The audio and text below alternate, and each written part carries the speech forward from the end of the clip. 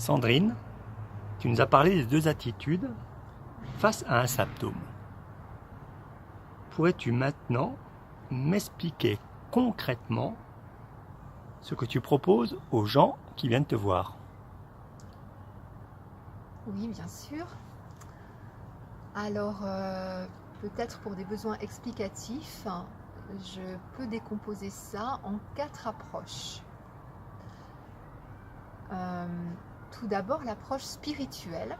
L'approche spirituelle, c'est en fait adopter la seconde attitude qu'on a vue face aux symptômes, c'est-à-dire une attitude d'accueil, de grande ouverture, d'écoute, de confiance.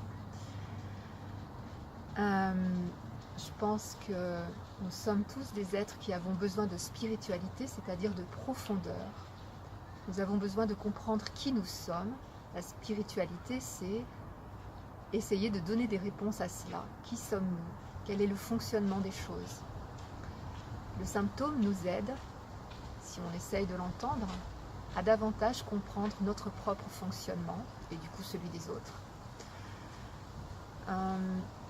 Et plutôt encore que d'adopter la première attitude qui serait c'est injuste, pourquoi ça m'arrive à moi?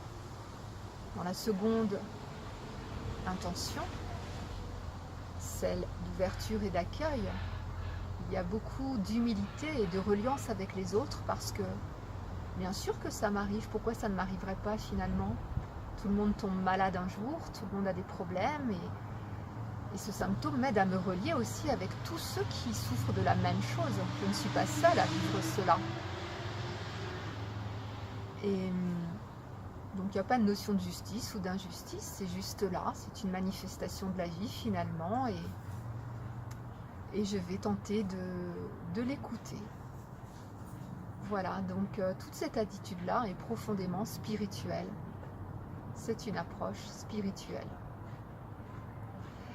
Dans l'histoire de mes boules, que j'ai racontée auparavant, il y a ce stop qui est vraiment symbolisé, je trouve, par la salle d'attente. Cette attente de 3 heures et qui ne met personne en colère, que personne n'essaie de refuser, pas du tout.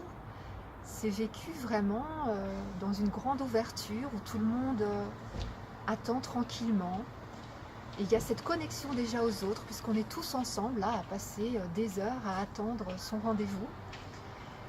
Dans le bouddhisme aussi, souvent il y a des histoires de personnes qui sont à la recherche de leur maître spirituel. Et il y a tout un parcours avec des tas d'embûches. C'est très compliqué d'arriver jusqu'à ce maître, d'atteindre enfin, de pouvoir enfin aller vers la sagesse. Il y a quelque chose qui se mérite, on a l'impression. Et là, c'est un peu la même chose. Cette salle d'attente, c'est la porte vers cet médecin très spécial, qui est quand même assez sage. Il y a vraiment quelque chose de l'ordre d'une parabole. Réel en plus, parce que moi je l'ai vraiment vécu, ainsi que tous ceux qui étaient dans la salle d'attente, j'imagine. Donc voilà, il y a ce stop spirituel.